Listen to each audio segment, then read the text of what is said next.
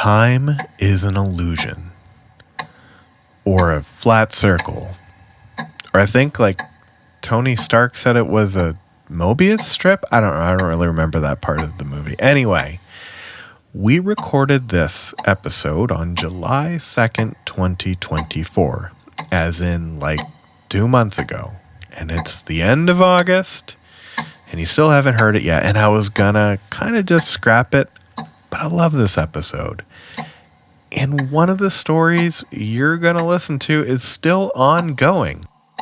So it's relevant, and it's funny, and it's not our best work, but it's some of our best work.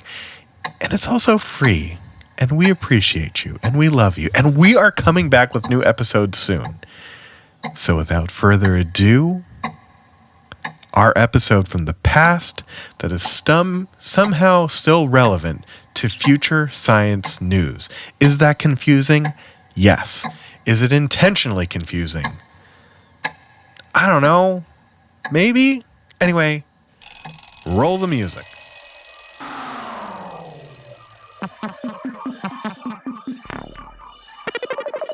Establishing connection to Science Night. Please stand by.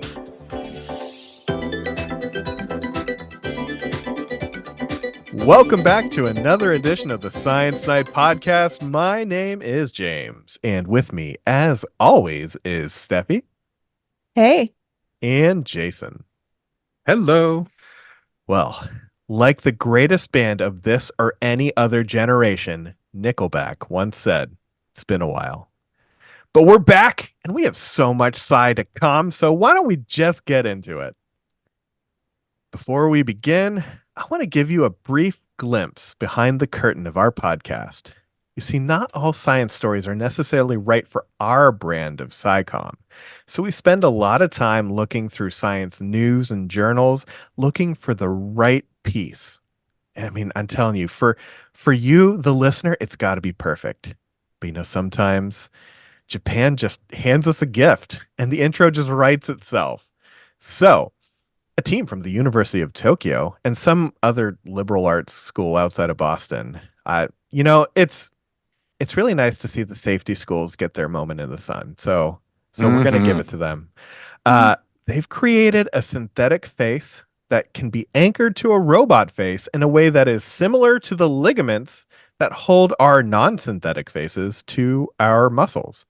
And it can even smile. And it's totally not horrifying at all, and it will definitely make the general public and Steffi more apt to embrace the future of humanoid robotics.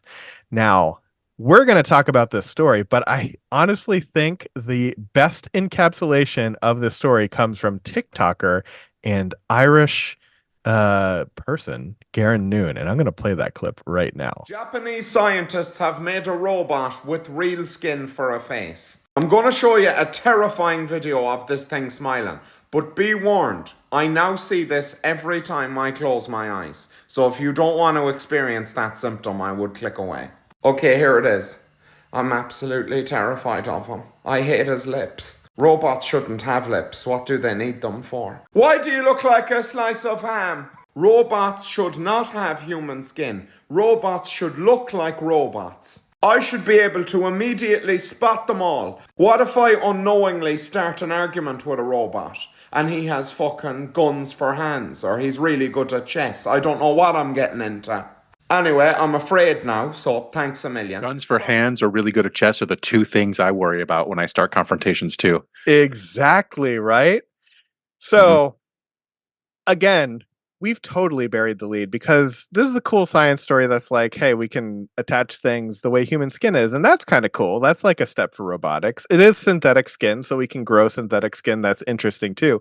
What the article is not necessarily telling you right away, and you got to actually go into the journal, is to find out where they got the stem cells from, which is from, I'm just going to say it. It's from juvenile foreskin. Infant. I think we need to be right. I mean, we're not talking about a 7-year-old here. We're talking about Of course. It's a juvenile. It's a juvenile. So it said neonatal, actually. Oh, did it? If you dig into it, yes. Okay. Which is still juvenile, but we're not talking about your like 13-year-old. Right. So Okay. yeah. So I guess it's elastic. Maybe that's what they were going for. I don't know. Yeah, and frankly, if you make the face and you just give it a nice rub, you got the rest. It'll just expand, Oh, bad. right? Yeah. So I don't know why they didn't lead with that. I also, all they needed was stem cells. What they're, what the like scientific reporting is saying is they're using stem cells, and everyone is thinking whatever they're thinking of stem cells with that. Yeah. But maybe they just had like a bumper crop of neonatal foreskins. I don't know. Bumper. I can't. No. So this whole thing actually raises some really interesting ethical questions, right? I think that to a me couple of them, right? is the most interesting of this. I mean that and the fact that it's obvious where this is going from here, right? You make a robot with human-like skin made from actual human skin cells, like it's just a matter of time before that's a sex robot, right? Oh, see, I went Blade Runner, but yes, we can go Yeah, there I was too. gonna go Blade Runner. Yeah, see, I figured like I don't know what that there's that rule, right, about internet, and that is that like the best advances, the most important advances come because of ways to share porn, right? And I don't remember what that's called. That's immediately where my mind went with this, which is creepy, especially when you consider where the skin is coming from. But nevertheless, the ethical questions are really interesting, right? I mean, these are donated foreskins, but they're not consented by the donors, right? Like, find me a neonate who can say, yes, please cut off the foreskin and use it for something else. Like, you're not going to find a neonate that can say that. No. And so while they are donated, they are not consented. And the only people that don't make money off of this are the people whose foreskins they were, right? Scientists are going to make money off of it. Doctors are going to make the doctors who extract it, right, remove it, are going to make money off of it by selling it. It's possible that parents can make money from this as well, right, by selling the foreskin of their baby, which raises so many other issues, right, about what the purpose of that circumcision was. It just, to me, it seemed like it ties in really well to our discussion about what to do with embryologic legacy collections that we had with Valerie De Leon and Jay Muscle, right? What do you do with this stuff that's not consented, but that is being used for, in that case, a really good use, right? Education. But in this case, the jury is out on whether this is a really good use. I don't know that the jury is out. I feel like everyone is uniformly horrified. This could be the great coming together moment for the world. Is no one has looked at this and been like, yeah, that seems fine. I mean, not necessarily like ethical outrage, but definitely like, I don't want to say like it's making everyone question everything about themselves or humanity or the world or everything. Um, but it's definitely the thing I see when I close my eyes now and maybe for the rest of time. So that's fun. Is that robot face Yeah. with those eyes? It does look like ham, doesn't it? It does, and then it smiles at you. It does. Yeah. We're going to have to put the biggest scare quotes, like the largest size font for scare quotes around smile. It bunches its fake skin up in two little segments. I mean, that's really not any different than the way muscles of facial expression work. Yeah. That's true. Yeah, because they're probably mimicking, what we have for humans, right? Mm-hmm. Right. I mean, the thing about muscles of facial expression is that they rarely do they attach bone to bone, which is what most muscles do, right? Muscles are meant to move the skeleton. These, muscles of facial expression originate many times from a bone, but a very, very sort of superficial attachment to that bone, and then just insert into the skin. Their entire purpose is to move the skin of the face. That's what's going on here.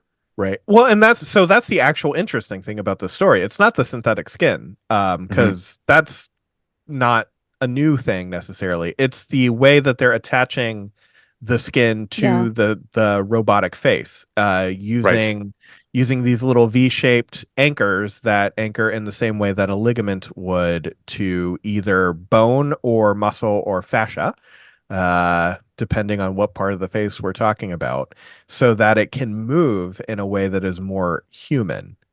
But boy, do you have to really dig deep to find that in any popular reporting.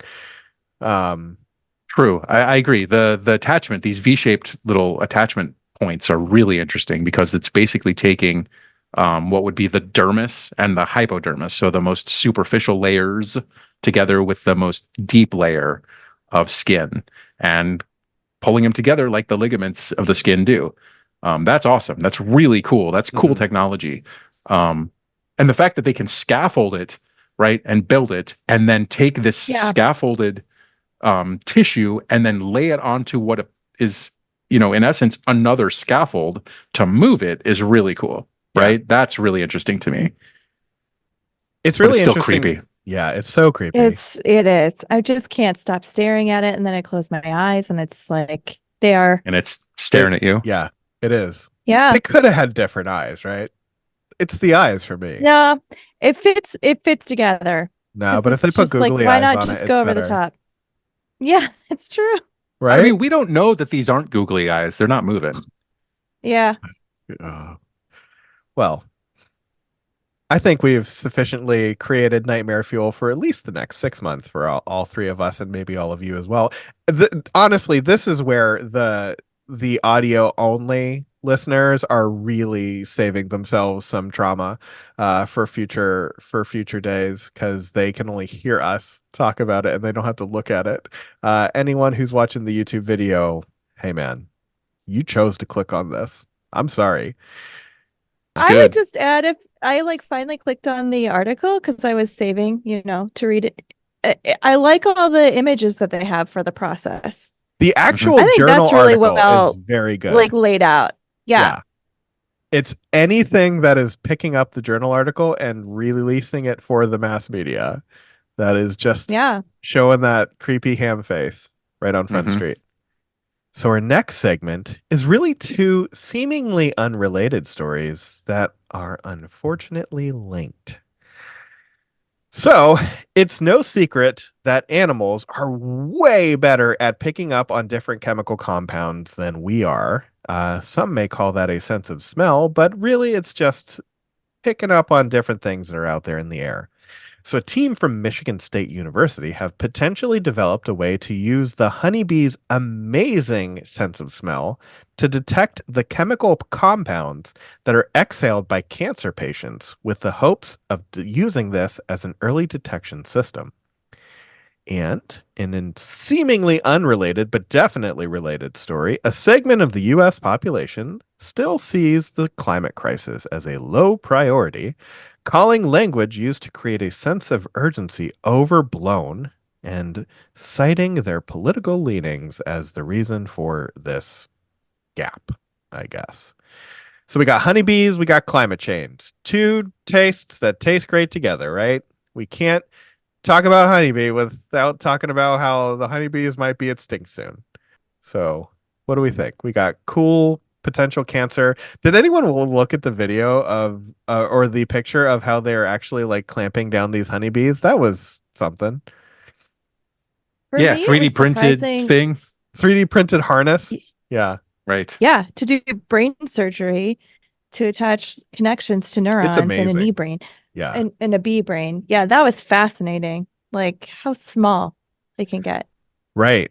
And apparently they're real good at, I like that they use the word miasma in the story, because I don't think we talk about Four Humors theory of medicine nearly enough in modern society. So I'm glad we're bringing that back. Right. There's a reason why we don't talk about that so much anymore, no, right? I think that's where everything went wrong. Yeah, maybe. My black bile I was too melancholic for the past couple months, so we couldn't record a podcast. But I expelled all my black bile somehow. I don't remember how Galen told me to do that, but I did it. And now we're fine. Right. So let's be honest. We're talking about medicine from the Greek era. the Mhm. ancient Greek era, right? So we've The come a ancient Greek little era bit that further. was co-opted by the ancient Romans. Correct. We are a little bit further past that, although you could Honestly, argue maybe not not much that though. much. Not Right. that much. Mhm. We like to think that modern medicine is this new shiny thing, but really it's like, 1800s. We haven't made that many advancements since then. I feel We've like your made tools antibiotics. though are more advanced, like tools and diagnostics, right? Like Definitely the how you billing departments are more advanced than they were and the billing in our department. era. Yeah. But you're We've made right. The some huge tools, the advancements. diagnostic tools are much more advanced. That is absolutely correct. But what is not advanced, and unfortunately, it's probably because of the advance in diagnostic tools, is the medical community's ability to use the scientific method to answer questions. That has been Sure. lost, and it's because of these really great diagnostic tools that are the first line of defense now, right? It used to be that you would talk to a patient and get a patient history, and that would be where the bulk of your diagnosis would come from. And that is not as much the case as it used to be, right? Now physicians are starting to rely on these diagnostic tools immediately more so than they used to. And that causes all sorts of problems with the healthcare system and the insurance system. Sure.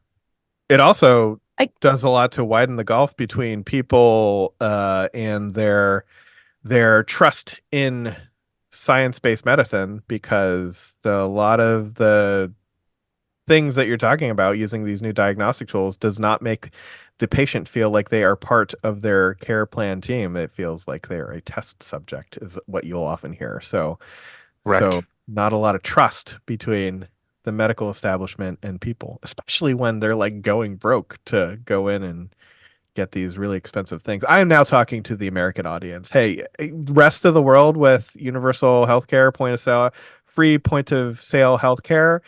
What's that like, man? That seems fun. I don't have an end to that rant. We got to change something. I'm going to take it back to this bee story. Is that okay? Yes, absolutely. Because Yeah. Please take okay, it. one Run. one thing that I found was interesting. So a lot of times, and I am used to like dog scent training, right? So there's some behavior that goes into like training dogs to like respond to senses and things like that. But in this case, the reason why they could do like they did the brain surgery because they're bypassing any of the behavioral training and they're getting the raw response from the brain to a specific scent. So that was fascinating to kind of see that. Also the fact that they just took air that was above the cells that were growing Yeah. and then used that. Because for me, it's just like, wow, that's such a minuscule amount of scent in that. And they can detect differences right there. It is pretty incredible. It did say that there's a pretty short amount of time that this was effective, like 2 hours or so. Yeah. So it doesn't seem like the bee itself may be the best model. I would feel like maybe you don't want a lot of bees flying around a cancer center anyway. Um, that Well, you just maybe have them in the a synthetic, box, yeah, just a box of right? bees. Just a box of bees. Hey, breathe What can into go this box wrong? of bees. I think that's a Grateful Dead lyric. Just a box of bees. I don't know who Exactly, put should it be. there. Could be a Yeah, Nickelback lyric. could be But in a little while. It could you might be. imagine, like, you know what? I've actually come full circle, and now I'm all the way into this B method of testing, because Yeah. there are still quite a few hospitals. Actually, almost every trauma center will have leeches in their repertoire to help with injuries that don't have venous drainage. So if the blood is getting to an area but not getting out of it, they will draw blood away using leeches. They do the same thing with maggots. So, we're really taking a hard left and going back to the Galenic tradition of medicine, and I think I'm all in. So Wait, so to be clear, you're not talking about ambulance chasing lawyers, right? You're talking about actual leeches and actual maggots. that's true. Yeah. There are those No. leeches and There you maggots go. as well. Okay. Yeah, Because they are, hospitals are crawling with them too. they sure are. Man, we Hmm. stole that right back from Steffi, didn't we? So let's That's fine. It's take better just this as hard way. a pivot and now talk about climate change, right? Because this Pew poll is not surprising, right? Like No, they're not at all. talking they're talking to people who identified as very conservative in their political leanings. Um, and they talked about how they view the language of climate change to be overblown. So that's not surprising. I just kind of added this because I thought it was interesting. Steffi found this article, and it's always a good thing to point out to other scientists out there that we need to definitely think about the language we're using when we're talking about these things. I was just going to say the things that stuck out to me were that 14% of Americans say there's no solid evidence for climate change. And that's probably the 14% of Americans that don't live on a coast, right? So there's Right. that. But also, the thing that stood out to me was that Americans don't have confidence that information coming from news sources are reputable and reliable sources for climate change information, which should come as no shock to anyone since our media has taken hit after hit after hit of their own doing, both Yeah. mainstream media, whether you're talking about left leaning or right leaning media, like they have undermined their entire reputation over the last several years, that it's no surprise that Americans are fed up and don't believe that they can get reliable, trustworthy information from news sources anymore, right? That is upsetting, but is not surprising in the least. Yeah, I was going to say something similar to that as well. And for me, I mean, I really like that they put concrete quotes in there where Mhm. so you can really get to what these people were saying is like media is just trying to keep your attention to make money. And so that kind of changes what they're covering. There's that aspect. Then you ask, like, where are people turning for information? There's also the other aspect of a lot of, or some institutions want to get their science in the news, in, popular news. So they kind of pitch everything as a breakthrough where it's kind of a part of the scientific process. Mm-hmm. But they try and tie the word breakthrough so it gets out there instead of, going along the lines of improving scientific literacy or like people's, understanding of the scientific method and the scientific process. That's always been a frustration to me. Sure. Yeah. And you see the same problem with publishing too, right? I mean, Science and Nature, the two Yep. probably to some extent, like the New England Journal of Medicine and JAMA, but a lesser extent because they're really dealing with health related things. And so breakthroughs in health related issues are probably breakthroughs, right? But when it comes to Science and Nature, the two biggest scientific publications in the world, you don't get into that unless you can make a case that you are the oldest example of something or the smallest example of something or the biggest example of something, right? That's what drives their impact factor, right? They want to publish high impact, headline catching science. And that's where the media is looking, right? Those are the quote unquote hot sheets for the media. And so it's really not surprising that that's happening. Scientists have done this to themselves as well, right? It's not just the media's fault. But scientists are complicit, but it's certainly being driven by media, right? And ratings. And that is an unfortunate circumstance. Yeah, the other thing that was great that they brought up in here is that people they do value climate scientists for their expertise. Mhm. And they're open to hear more information from them. And then with that is, kind of making sure you understand their financial motivations or where their funding come from. And then I think and this is a hard time, like for like people who are being trained to be scientists, is the uncomfortableness with uncertainty. Mm-hmm. And that is part of the scientific process. And like the way we go through school, there's always an answer key. Or many times there's an answer key. There's a right or wrong. You know what's happening. But then when you make the jump into like being a scientist who's doing more independent research, there's so much uncertainty. There's so many things that go wrong because they're experiments and you're trying to figure things out. And it's like, how do you become comfortable with the uncertainty in that, or the uncomfortableness?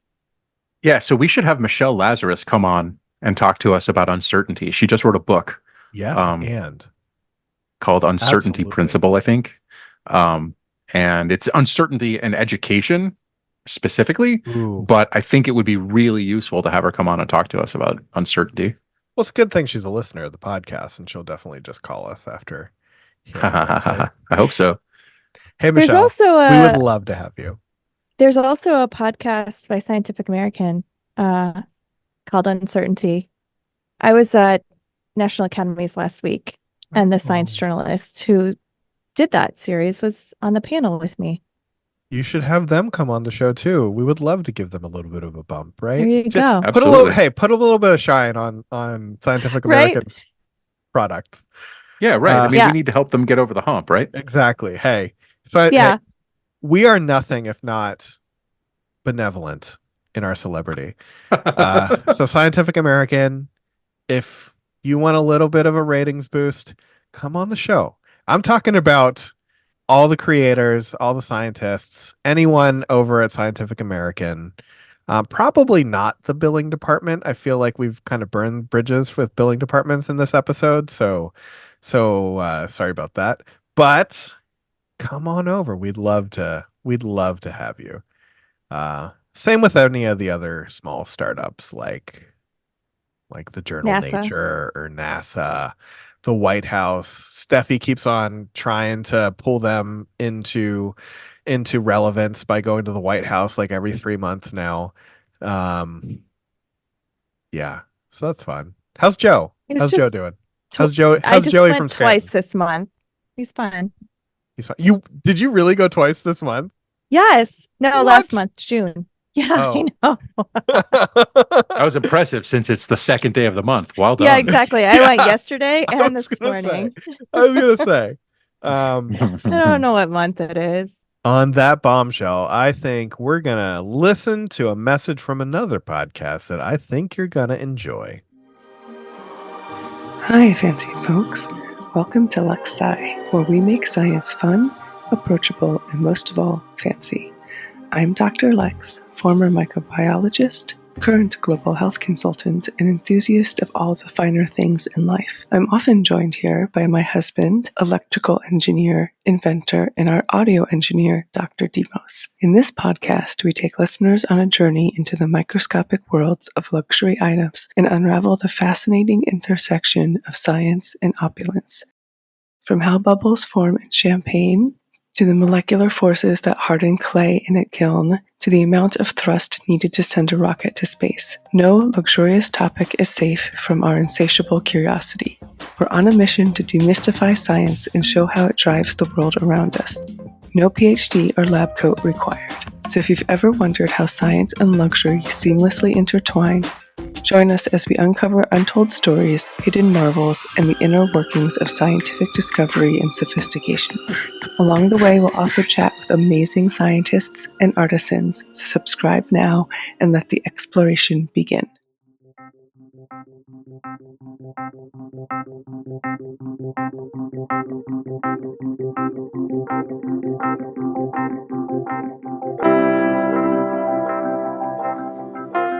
NASA's Commercial Crew Program is a bold initiative designed to foster a new era of human spaceflight by partnering with private industry.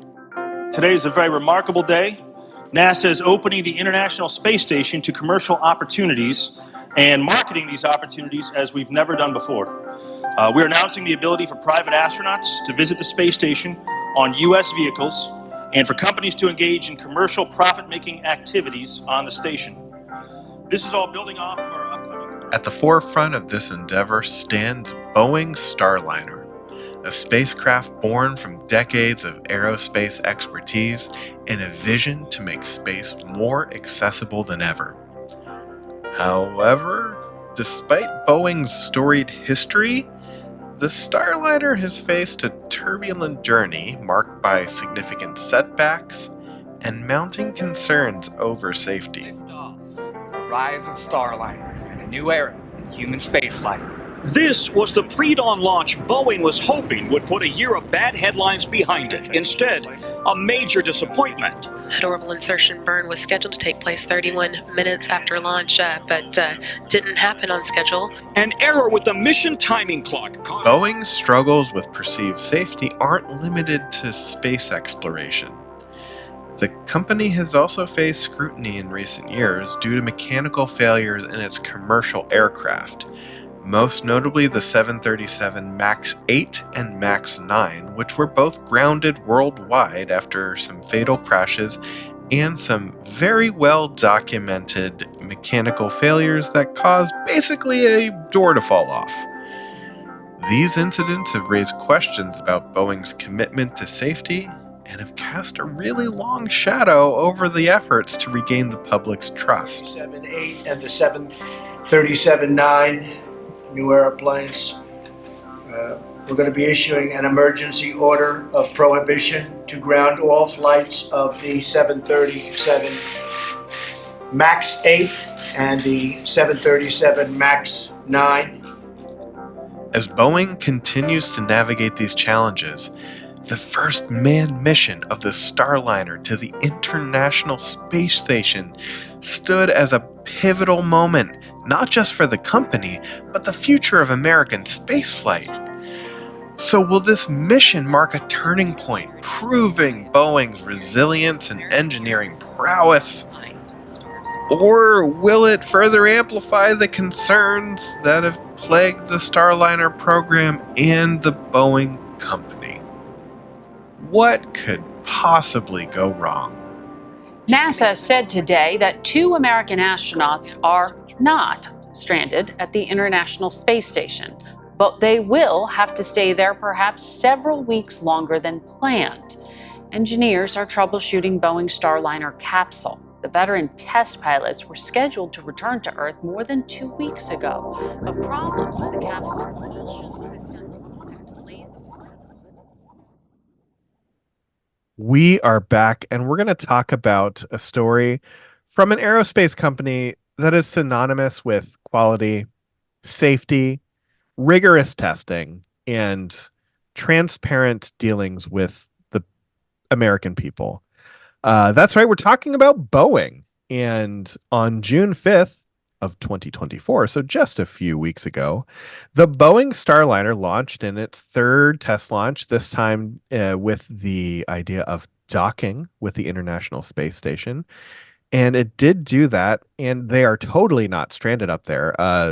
A press release from Boeing said that they are not stranded. There is a problem with an oxygen valve. They're totally not stranded. And even if they were stranded, they could stay at the ISS for 3 months. It's totally fine. I don't know why you're complaining about this. It's not like windows are just popping off of Boeing jets left, right, and center and getting, recorded on TikTok and going viral. Luckily, everyone was fine so far. And it's not like this is the third test of the Boeing Starliner, one having failed, and this one, we'll see.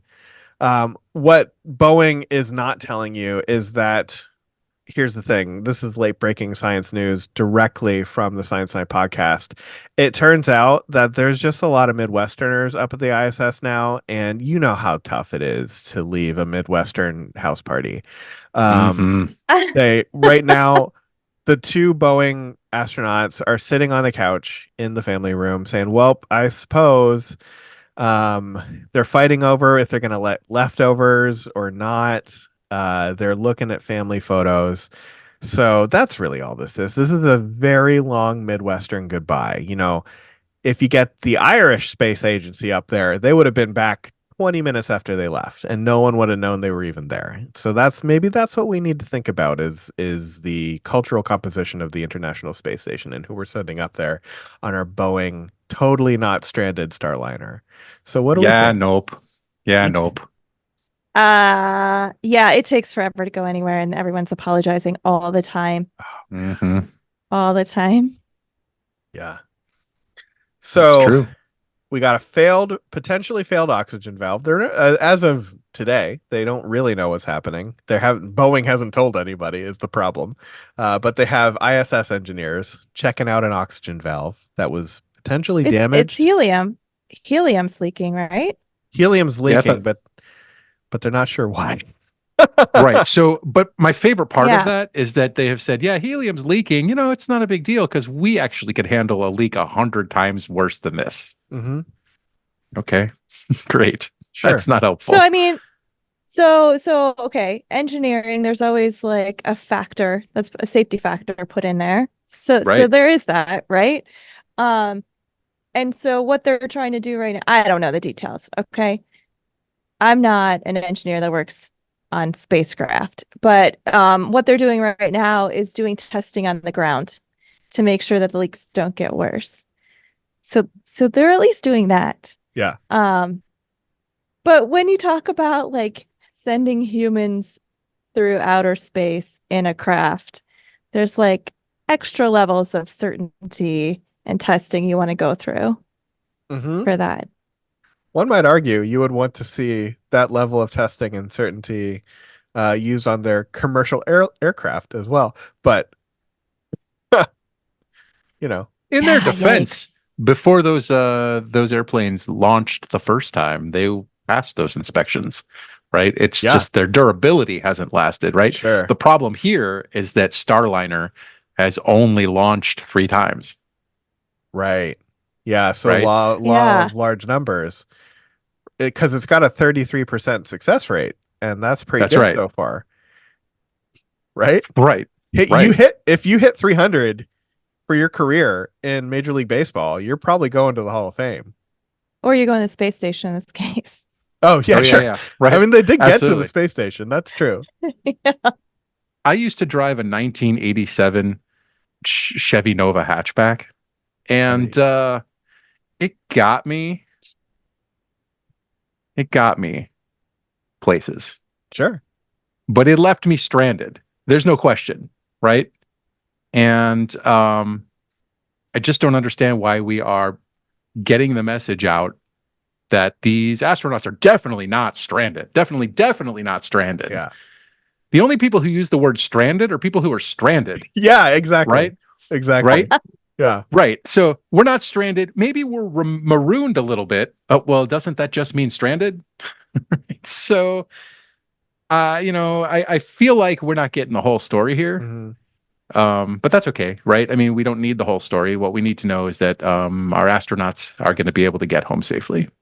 Future James is busting into the end of this segment because, like I said in the intro to the episode, we recorded this in those halcyon days of July 2nd, 2024, when we thought, they said they're not stranded. It's totally fine, and they're going to be back before we know it. Well, NASA has released a new statement.